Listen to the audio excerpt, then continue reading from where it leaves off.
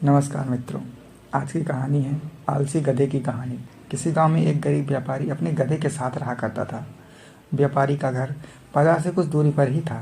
वह रोज गधे की पीठ पर सामान की बोरियां रखकर बाजार जाया करता था। व्यापारी बहुत अच्छा और दयालु इंसान था और अपने गधे का अच्छी तरह ध्यान रखता था।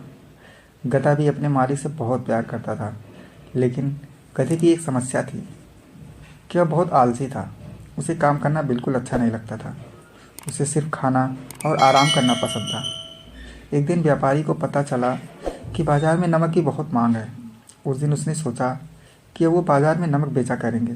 जैसे ही हाट लगने का दिन आया, व्यापारी ने नमक की 4 बोरियां गधे की पीठ पर ला दी और उसे बाजार चलने के लिए तैयार किया। व्यापारी गधे के आलसीपन के बारे में जानता था, इसलिए गधे के न चलने पर उसने गधे को 1-2 बार धक्का दिया और गधा चल पड़ा। नमक की बोरियां थोड़ी भारी थी, जिस वजह से गधे के पैर कांप रहे थे और उसे चलने में मुश्किल हो रही थी। किसी तरह गधे को धक्का देते हुए व्यापारी उसे आधे रास्ते तक ले आया। व्यापारी के घर और बाजार के बीच एक नदी पड़ती थी, जिसे पुल की मदद से पार करना पड़ता था।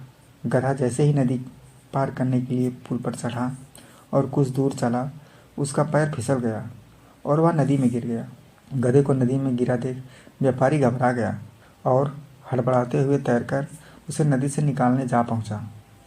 व्यापारी ने किसी तरह अपने गधे को नदी से बाहर निकाल लिया। जब गधा नदी से बाहर आया तो उसने देखा कि उसकी पीठ पर लदी बोरियां हल्की हो गई हैं। सारा नमक पानी में घुल गया था और व्यापारी को आधे रास्ते से ही वापस घर लौटना पड़ा।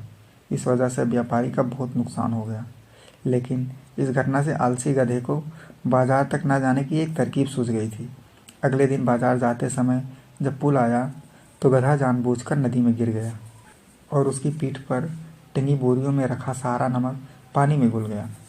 व्यापारी को फिर से आधे रास्ते से ही घर लौटना पड़ा। गधे ने हर दिन ऐसा करना शुरू कर दिया। इसके कारण गरीब व्यापारी को बहुत ज़्यादा नुकसान होने लगा, लेकिन धीरे धीरे व्यापारी को गधे की यह युक्ति समझ आ गई थी। एक दिन व्यापारी ने सोचा कि क्यों न गधे की पीठ पर ऐसा सामान रखा जाए जिसका वजन पानी में गिरने से 2 गुना हो जाए। यह सोचकर व्यापारी ने गधे की पीठ पर रुई से भरी बोरियां बांध दी और उसे लेकर बाजार की ओर चल पड़ा। जैसे ही पुल आया, गधा रोज की तरह नदी में गिर गया, लेकिन आज उसकी पीठ पर लदा वजन कम नहीं हुआ, बल्कि और बढ़ गया। गधा इस बात को समझ नहीं पाया।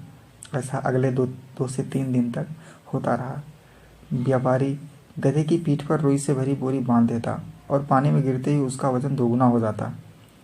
आखिरकार गधे ने हार मान ली। गधे को अब सबक मिल चुका था। चौथे दिन जब व्यापारी और गधा बाजार के लिए निकले तो गधे ने चुपचाप पुल पार कर लिया। उस दिन के बाद से गधे ने कभी भी काम करने में आलस नहीं दिखाया और व्यापारी के सारे नुकसान की धीरे धीरे भरपाई हो गई।